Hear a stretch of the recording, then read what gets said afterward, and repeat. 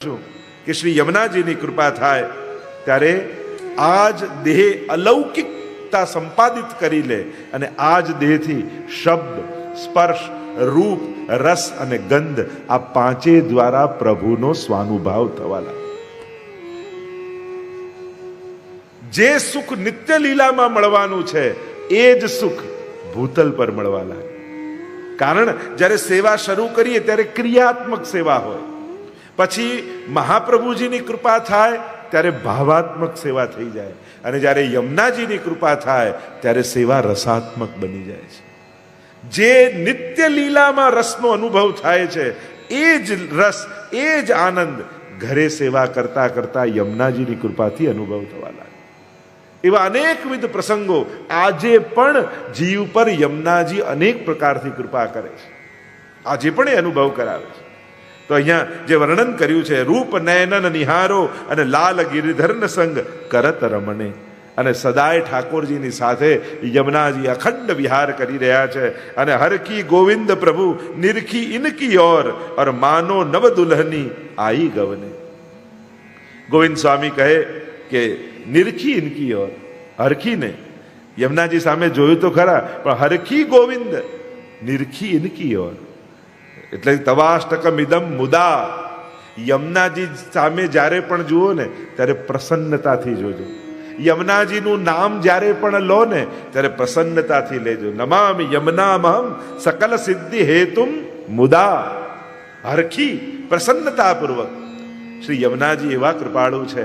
અને કહ્યું માનો નવ દુલ્હની આઈ ગવને. જ્યાં નિરખીને યમુનાજીની સામે જોયું તો જેમ પોતાના રહીને ભવને ઘર છોડીને કોઈ કન્યાનું આણું થતું હોય અને પતિને ત્યાં જતી હોય, અને એ સમયે એની સુંદરતા, એ સમયે એની કુતૂહલતા, એ સમયે એના હૃદયનો આનંદ જેવો હોય એવો આનંદ અને એવી સુંદરતા શ્રી યમુનાજીને દેખાઈ રહી છે.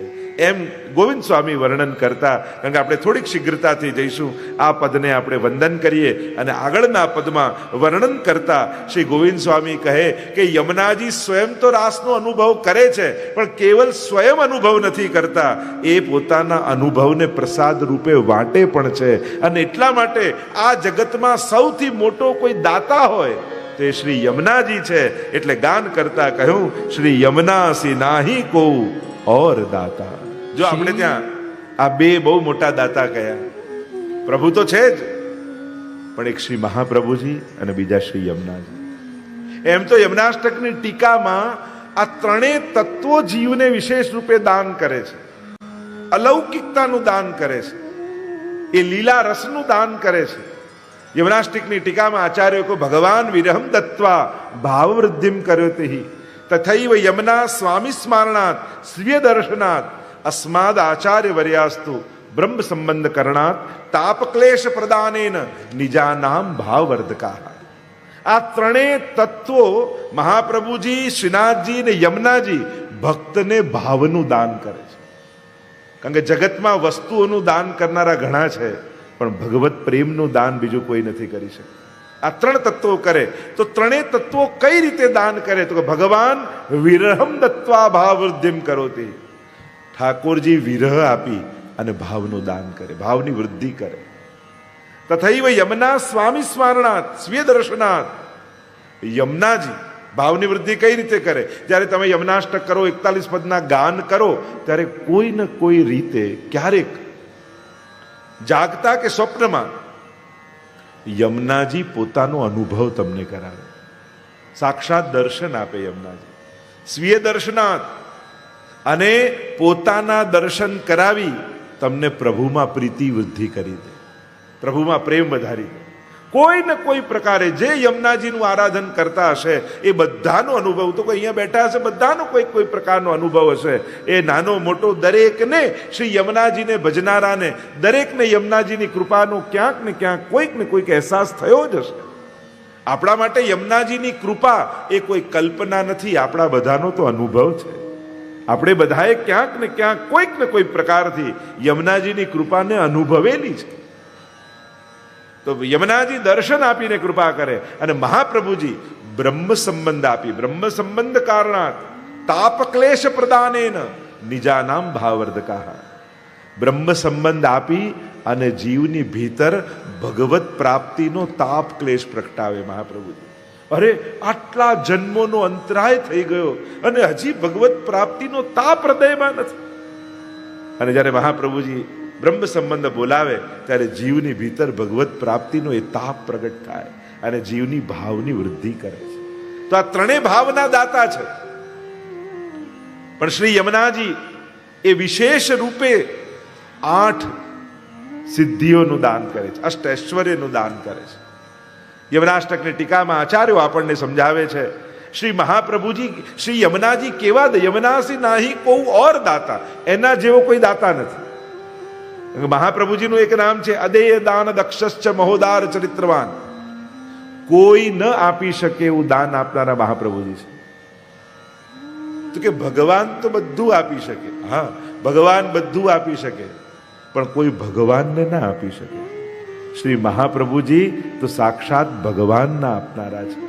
દાન બડો કે દાતા, આપણે ત્યાં જ્યારે ગુસાઈજી પ્રશ્ન કરે છે દમલાજીને અને કહે કે આપ મહાપ્રભુજીને શું કરીને જાણો છો? ત્યારે દમલાજીએ કહ્યું કે હું તો જગન્નાથ પ્રભુ કરતા પણ મહાપ્રભુને અધિક ગણું છું. આવું કેમ? પ્રભુ કરતા પણ અધિક કેમ? ત્યારે સામે પ્રશ્ન કર્યો, દાન બડો કે દાતા? દાન મોટું કહેવાય કે દાતા મોટો કહેવાય? કરોડોના ઢગલા પડ્યા હોય પણ કોઈ આપનારું જ ન હોય તો એ દાન પોતે નથી જઈ શકતું. એમ પ્રભુ એ ભલે અનમોલ છે પણ એના દાતા શ્રી મહાપ્રભુજી છે, એટલે એમને હું અધિક કરીને જાણું છું. આવો ભાવ આપણે ત્યાં બતાવ્યો. અદેય દાન દક્ષ મહોદાર, મહા ઉદાર દાતા, ઉદાર દાતા અને મહા ઉદાર દાતા. સાધારણ દાતા હોય ને એ ઘણું બધું બચાવીને થોડું ઘણું આપે. ઉદાર દાતા હોય એ ઘણું બધું આપીને થોડું ઘણું રાખી લે. પણ મહા ઉદાર હોય એ પોતાનું સર્વસ્વ આપીને પ્રસન્ન થઈ જાય. અને એટલે મહાપ્રભુજી જે વૈષ્ણવને ઠાકોરજી પધરાવે છે એને કહે છે, જો હું મારું સર્વસ્વ તને આપી રહ્યો છું, તું પણ એને પોતાનું સર્વસ્વ કરીને જાણજે. જ્યારે ઠાકોરજી પધરાવે છે ત્યારે ઠાકોરજી એ મહાપ્રભુજીનું સર્વસ્વ છે અને મહાપ્રભુજી આજ્ઞા કરે છે, હું થોડું નથી આપતો, મારું સંપૂર્ણ તને આપી રહ્યો છું. આ દાતા એટલે કે હું મહોદાર ચરિત્રવાન. તો શ્રી યમુનાજી કેવા છે? યમુનાસી નાહી કો ઓર દાતા, એમના જેવો કોઈ દાતા નથી. તે દાતા શું આપે છે? તો 8 તત્વો બતાવવામાં આવ્યા, 8 ઐશ્વર્ય યમુનાજીના બતાવવામાં આવ્યા, અષ્ટ સિદ્ધિ બતાવવામાં આવી. પહેલું, શ્રી યમુનાજી કૃપા કરે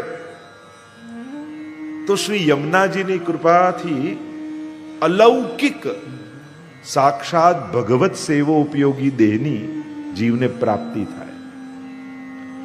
એટલે કે આ જ દેહ એવો અલૌકિક થઈ જાય કે જેનાથી ભગવત સ્વાનુભાવનો અનુભવ થવા લાગે. એવી આંખો થઈ જાય જેનાથી ભગવત દર્શન થવા લાગે. પ્રભુ માંગી માંગીને આરોગતા હોય, આજ્ઞા કરતા હોય એવો તનુનવત્વ ભગવત સેવોપયોગી દેહ એની પ્રાપ્તિ થાય. આપણી પાસે દેહ છે પણ સંસારને અનુભવ કરી શકે એટલો અસમર્થ દેહ છે. પણ યમુનાજી કૃપા કરે તો આ જ દેહનું એવું અલૌકિકતા સંપાદન થઈ જાય કે જેનાથી સાક્ષાત પ્રભુનો અનુભવ થવા લાગે. આ જ દેહથી લીલા રસના સાક્ષાત દર્શન થવા લાગે. બીજી સિદ્ધિ બતાવી, ભગવદ લીલા અવલોકન. યમુનાજી કૃપા કરે તો બીજું તત્વ આપે, આ જ આંખે સાક્ષાત ઠાકોરજીની લીલાઓના દર્શન થવા લાગે. આ યમુનાજીની કૃપાનું. તમે યમુનાષ્ટક કરો છો, 41 પદ કરો છો, તમે પૂછો આ કરવાનું ફળ શું? સંસારની વસ્તુ તો કોઈ પણ આપી દેશે, અલૌકિક તત્વો એ અલૌકિકતાનું દાન કરશે. કોઈ ન આપી શકે એવી શક્તિ, એવું સામર્થ્ય, એટલે કે પ્રભુને અનુભવી શકાય એવી યોગ્યતા શ્રી યમુનાજી સંપાદન કરે છે. તો બીજું તત્વ કહ્યું, ભગવદ લીલા અવલોકન. કારણ કે 8 પ્રકારની સિદ્ધિમાં 4 પ્રકારની સિદ્ધિ સંયોગની અને 4 પ્રકારની સિદ્ધિ વિપ્રયોગની. આ બંને અવસ્થામાં યમુનાજી કૃપા કરે છે. ત્રીજું કહ્યું, ભગવદ લીલા રસનો અનુભવ. ખાલી ભગવદ લીલા જોઈએ એટલું જ નહીં, તમે કેવલ એના દ્રષ્ટા નહીં, પણ એના એક પાત્ર બની જાઓ એવી કૃપા યમુનાજી કરે. સાક્ષાત ભગવદ લીલા રસનો અનુભવ તમને થવા લાગે. એક વસ્તુ પુષ્ટિ માર્ગની સમજી લેજો, અહીંયા સ્વરૂપ નિષ્ઠાથી ભક્તિની શરૂઆત થાય, પણ આપણે પ્રાપ્તિ સ્વરૂપમાં નથી કરવી, પ્રાપ્તિ તો લીલામાં જ કરવી છે.